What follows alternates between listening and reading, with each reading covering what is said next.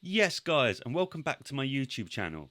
So, what I've got here for you today is I've done a carousel on Instagram that I literally just posted today, and I thought that I'd like to go a little bit more in depth with the steps versus cardio debate that's going on, and my views and opinions on this and why they are so. So, let's get through the slide, and I'll kind of delve into which one I believe is better and where it's appropriate. So, first of all, we want to look at steps. So steps is something that you hear lots of people talk about. Oh, I'm getting my steps in. Oh, I'm so healthy. This is great. Now, in bodybuilding context, we're going to look at it from more of a fat loss perspective or just even an inflammation and recovery perspective. This applies to pretty much everyone, but I'm going to be targeting this more at the athlete kind of thing. So we've got over here on the right, on the left, sorry, the pros. So it's pretty low recovery demand. So if you're dieting, you're not going to have like getting your 10k steps in or your 8,000 or your 12,000 steps to add another 1,000 steps on. Yes, it adds on to the day, but actually from a pure recovery standpoint, it's not that bad. Whereas the equivalent amount of cardio might send you over the edge. It's pretty accessible, so like you can do it on the treadmill if you want to put the an iPad or your phone in front of you, or you got some work to do or something. But daylight exposure is pretty important, especially for us in the UK. So getting out is quite key, I think. And again, this goes on to the mental health aspect with consistent daily movement as well. I think just getting out and about, listening to your podcast, thinking about something that is going to benefit you of that day. You know, for me, I'm an only child, so actually that walk on my lunch where I get away from my colleagues is very, very vital to just me. I can just reset and go, okay, morning's done, afternoon is here. Or when I'm doing check-ins, I can go, right, say I do 2 or 3 check-ins, maybe even 4, depending on their demands that morning. And then I'll go, right, I'm going to take a walk because now I'm not thinking about the last 4 check-ins I did. I'm going to go and get ready for the next block. It also protects your training output. Now, this is dependent on where you are in your diet. If you're early on, it shouldn't be a problem. Like you can do steps post workout, you can walk around, during your session, and it won't be an issue. Whereas, dog end of prep, where I call it full walking, where you're just leaning forwards and your feet are catching you because you're so tired. So there is an element to that, but it as a big scheme of things, like getting yourself mentally ready to do a cardio session versus doing your steps is quite a lot easier. Now, the cons, because there's always some cons to it. Time consuming. 10k steps takes about 90 to 60 minutes. I find I do about a thousand steps in 10 minutes. So that's about right. That's kind of where I put it there, depending on your stride length and body weight and fitness and things that. Um, it says easy to cut short. I couldn't really figure out how to put this, but let's say, for example, you're darting around at the beginning of prep when you got loads of energy, but then, as I say, you're full walking at the end. The calorie output just isn't the same. So I try and make sure that my pace is fairly similar. Like if I'm doing, like it's really handy actually for me because I get half an hour lunch break, so I do the same lap every time, and regardless of I've got half an hour to do that in, so I know what pace I need to hit. But again, there are situations where you can just slow down and just go, oh, I've done a 10-minute walk or whatever it might be, your half-hour walk, and you just don't make it to as far as you go. And then obviously you got the weather on top of that. As much as we're hardcore bodybuilders, bro, walking in the rain ain't fun. You got the ice to contend with. Maybe you're walking across fields and it's muddy, and now you got to clean your shoes. I get it. It's not always possible. So having something like a walking pad at home, yes, it's an investment, but if you are in this, then actually it can be quite useful.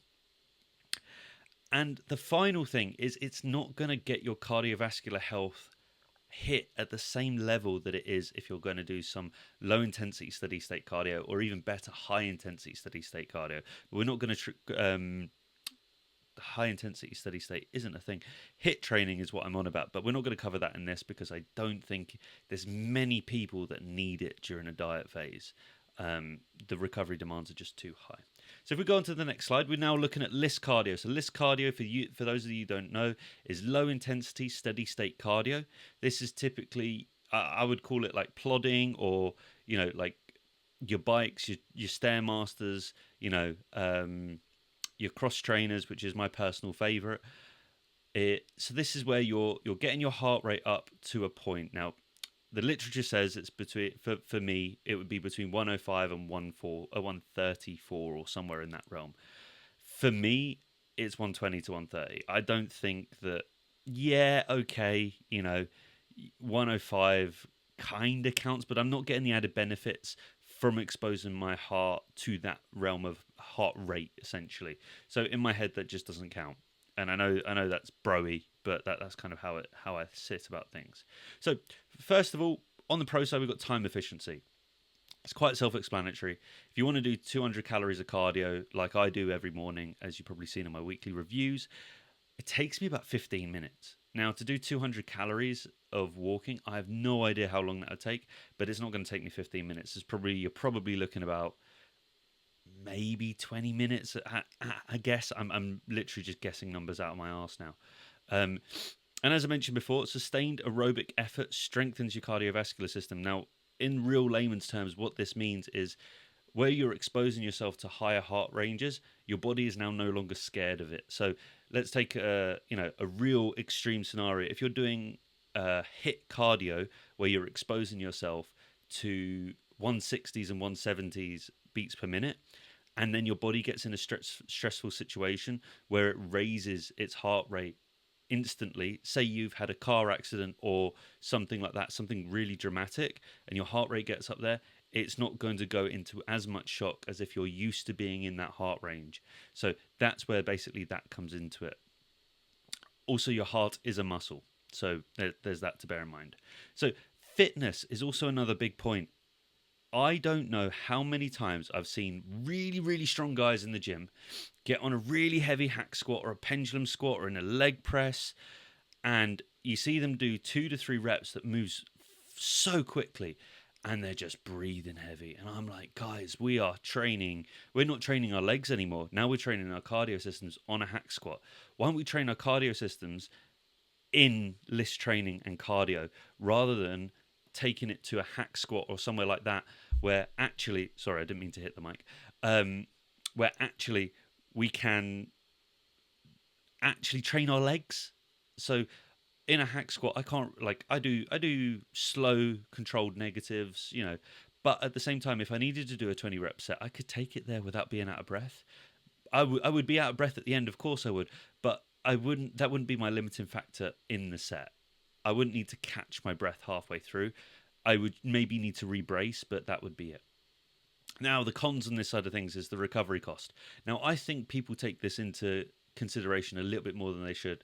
The amount of times I've heard, hey, dude, bro, my legs just shrink as soon as I do cardio. I'm like, well, did you really have the muscle there in the first place, if that's the case? Like, I don't know. I mean, yes, if you're not eating enough food, I think they can shrink, but I don't know.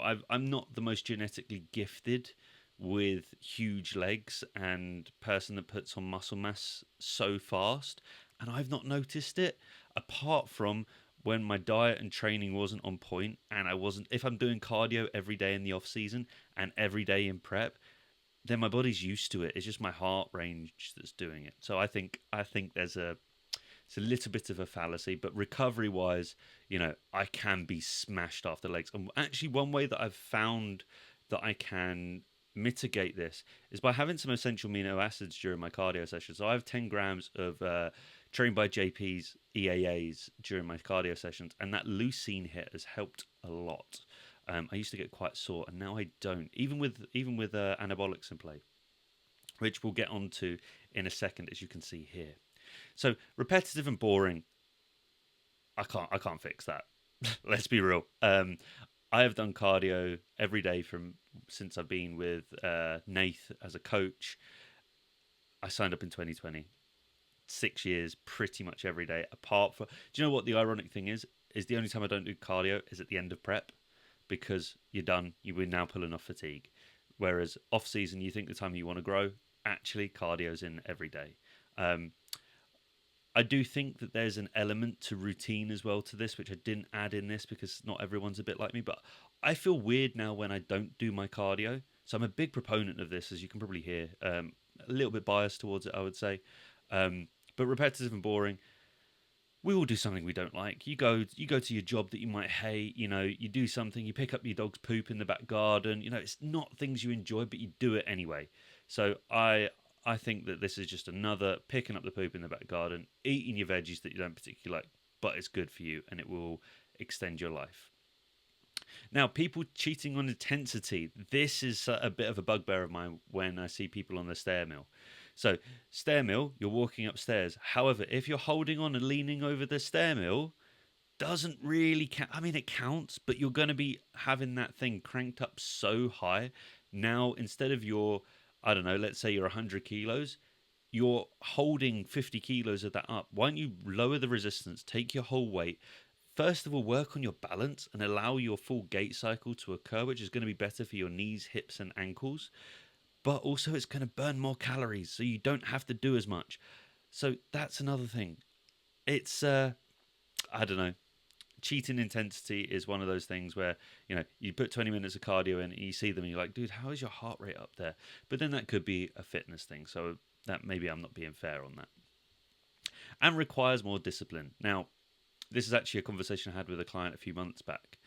I understand that actually sometimes you oversleep. You oversleep, right, okay, my faster cardio, and doing it at the end of the day just sucks. I know this. I've done this a few times in the off season this time where I was trying to be a little bit more relaxed on myself, and I realized that it just made my life worse. So getting up and just getting it done was more important than actually just, going, I'm going to have a sleep in, and you can get to bed earlier, and your central nervous system isn't going, I've just done cardio on a rest day or whatever it might be. So discipline is something that I do find is difficult on that. But if you want it, you'll do it. I was actually saying to this client the other month that he ended up getting on the stair mill, and he did 5 minutes when he's programmed 30. I was like, right, okay, so you had the discipline to get there. You programmed the machine on. What happened? In my brain, I went, did you tear something? Did you, did you fall off? Did you go hypo? What was this? No, I just didn't want to. And I was like, oh, okay, that's a new level of so it's not often I have a go at a client, but actually this was one of those times that's not the mindset to have. You wasted petrol getting there.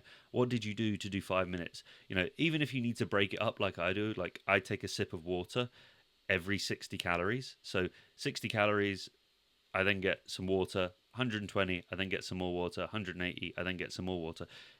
It just breaks out for me. Now it's like, it sounds daft, but it's how I get through it.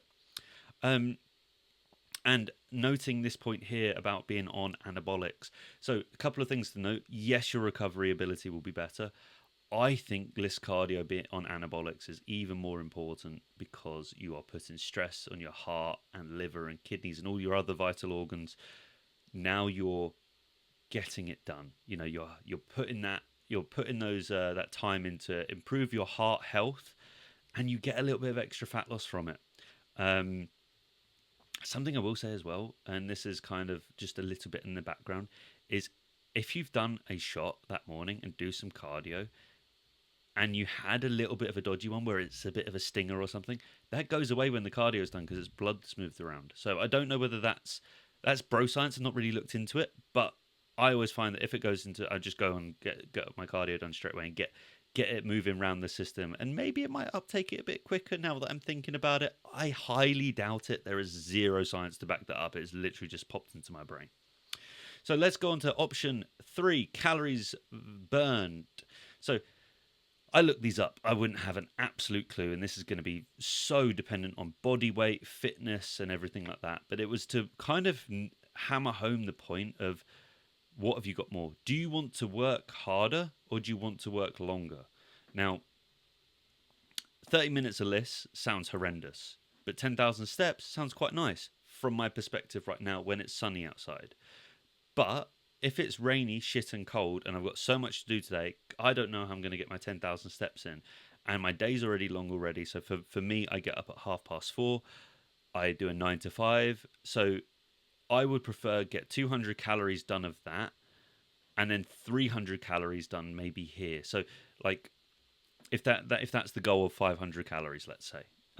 So I actually do 8,000 steps a day and 200 calories of LISS, which then gives me enough time that I can get some good sleep. So that's also an element that you need to take in. Like, yes, okay, steps are easier, but if your sleep is being affected because you're at 10 o'clock at night going, shit me, I've got 4,000 steps to do because I'm on 15,000 steps because I don't want to get on the cross trainer.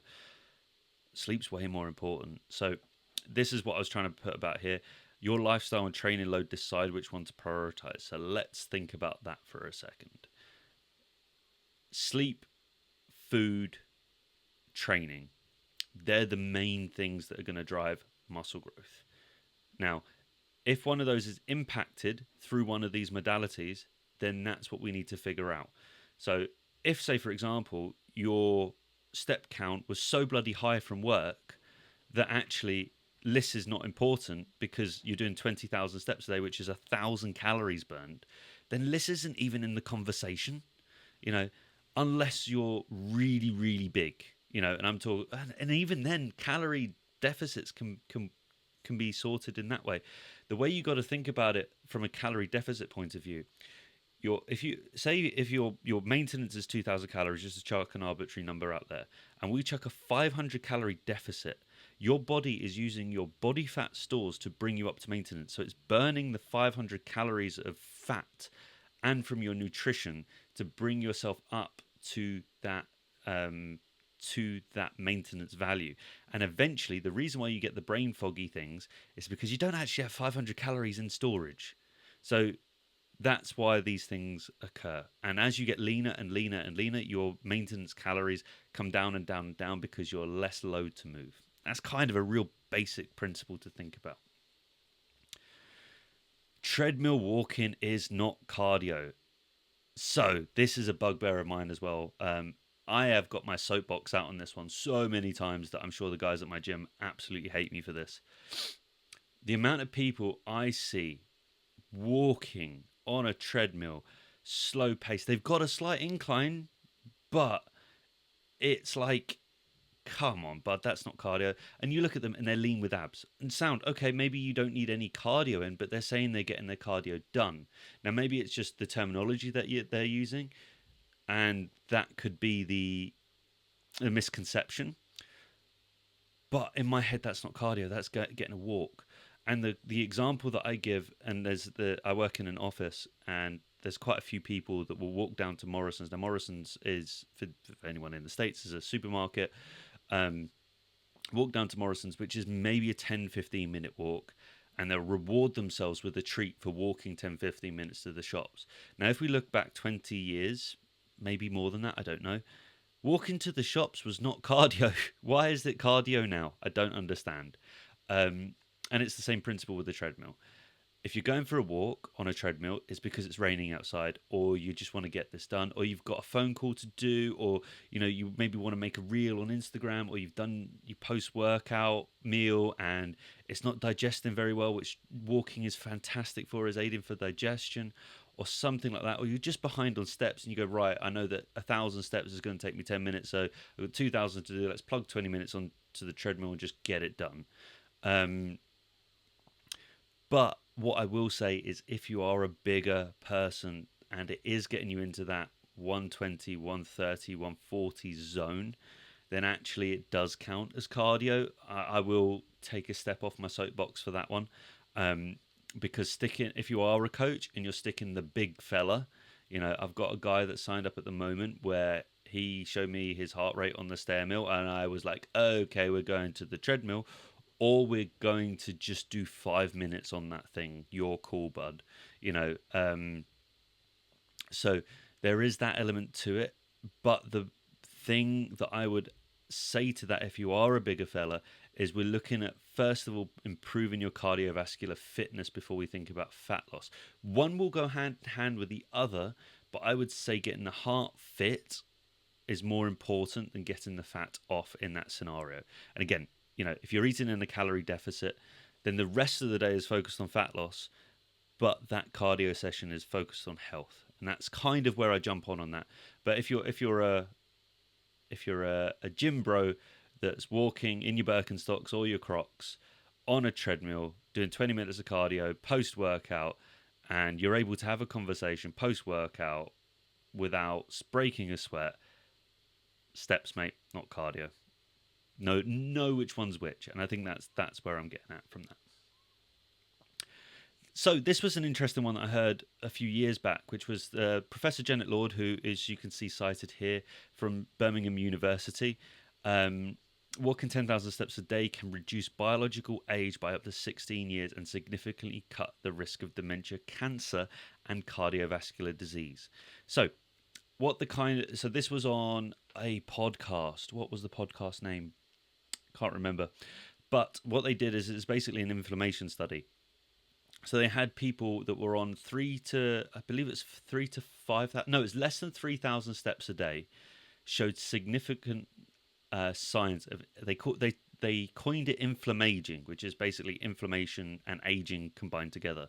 So they significant amounts of inflammaging, and then they had a study group that also, this was all tracked through Fitbit. They had a study group that then 5 to 7,000 steps a day, and that inflammation figure, or I'm going to just use inflammation because it feels wrong to say that, but the inflammation figure reduced by 50%, which is incredible. Then the 10,000 came around. It showed no significant improvement on that, but it's now, this was prior to the 2023, so I can't remember what this exactly was. But this lady, Professor Janet Lord, has had a biological age done, and I believe it was like, she was like 50, it was 56 or 57 at the time, and the biological age. So the age on your birth certificate versus your biological age. Your biological age is saying how old you are by your statistics in your body, like on average. And hers came back about 10 to, I think it was 44 or 42 or something like that.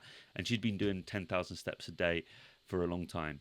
Now, there is an issue with the 10,000 steps. So where it originally came from is, I believe it's the Tokyo Olympics, where they just put out a number and it kind of just happened to be right.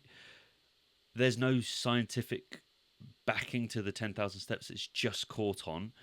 But it just seems to work. So if you're thinking about 500 calorie deficit, you're reducing a lot of things. It's achievable, but takes a little bit of planning, for most people anyway. So there is that element to it. But as I say, so there's health benefits.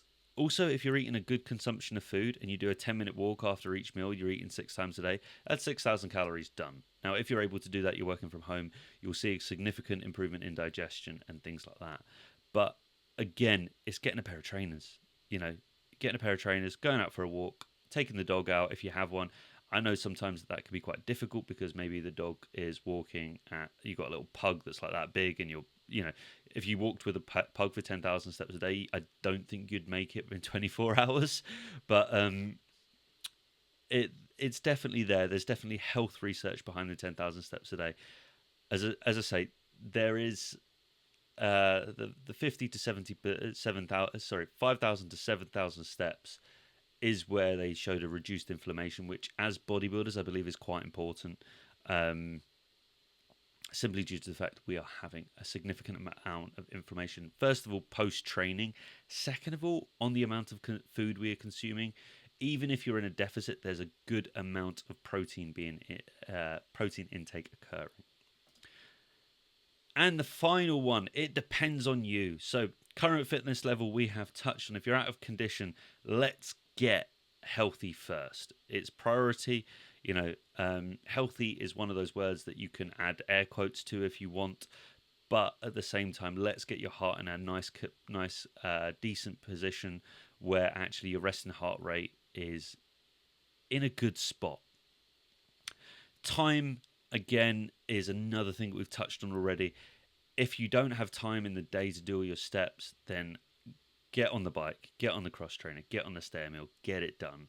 And I know that this is the thing, especially people with toddlers and things like that. They're constantly running around, but if you look at your watch, they're constantly running around you, so it's draining mentally, less physically. And I think this is something that I've observed over the last couple of years when my friends have had children. Is, oh, we're just putting on weight, we're not sure why, because of the kids. And you go, actually it's mentally draining, so you can't be bothered to think about what healthy option there is for food, which is fine. It's absolutely understandable. I'm someone without any kids, so I can't judge. But at the same time, if you're mentally drained rather than physically drained, then you're not burning the calories that you're putting in. Health needs. So steps and cardio have both separate health needs, but I think the cardio side of things, as I say, I'm quite biased to this. I think cardio is bigger than people give credit to. I think it's so important, but at the same time, getting steps done as well is important. So,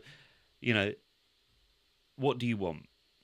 What do you want? Longevity? Do you want less inflammation? Do you want heart health? It all comes down to you. It's the conversation that you have with you and your coach. For me currently, my priority is getting on stage and presenting the best physique that I can, which means sleep, nutrition, and condition comes first. So, training, then condition. So, with me doing the 8,000 steps is manageable around my life. It takes a little bit of planning, but not too much. It allows me to do these things such as making content, getting back to my clients, running my 9 to 5, and keeping that low level calorie expenditure and keeping that inflammation down. Doing the cardio on top allows me to keep my heart healthier while running anabolics, and it takes that 200 calories off of the 10,000 that I would be doing a day, which actually, looking at those stats, probably would be more like 12,000 the equivalent of. I'm not 100% sure. So this gives that element to it as well. But for the 8,000 and the 200 calories works very well for me, and it works well around my life. But we need to work it around you. And this kind of jumps over to the job thing. If you're on site all day, cardio doesn't need to happen. You burn it. If you're doing 20,000+ steps a day, we don't need cardio because you're moving. The reason why a lot of people on site are overweight is because they're knackered and they don't have time to look after themselves. A conversation I had with someone down the gym last week, I think it was talking about actually like footballers and professional athletes. They work really hard. Their physical demand is so high, but they also get the recovery time to do so, i.e. the tissue work, the saunas, all of this sort of stuff, the nutrition. And they retire at 30 to 40 years old. Now, you ask a guy, there's a bloke down my gym, and an absolute lovely fella, but he's 60 plus. He's been shoveling tarmac since he was knee-high to a grasshopper. He's broken to pieces. He is as strong as a bull, but he hadn't had a massage until he was in his 60s. He hadn't focused on his nutrition. His nutrition even now isn't great, but it's better than it was because he's realised in his 60s that he needs to start looking after himself. But these footballers and, rugby players, American football stars and all of that sort of stuff are looking at that from the age of 19. So that is something else to be considered in your job. Do not do extra work if you're already struggling to recover. You just might be so used to being battered all the time. So that comes to the end of the slide. Thank you very much for watching. If you've got any other topics you'd like me to cover, please leave them down in the comment section. As I say, like, share, subscribe, follow me on Instagram because that is where I post a lot of this informational stuff on carousels and things like that. I hope to get more content out to you on YouTube as well. As I say, any other topics, please leave them down in the comment section. And until next time, thanks for watching.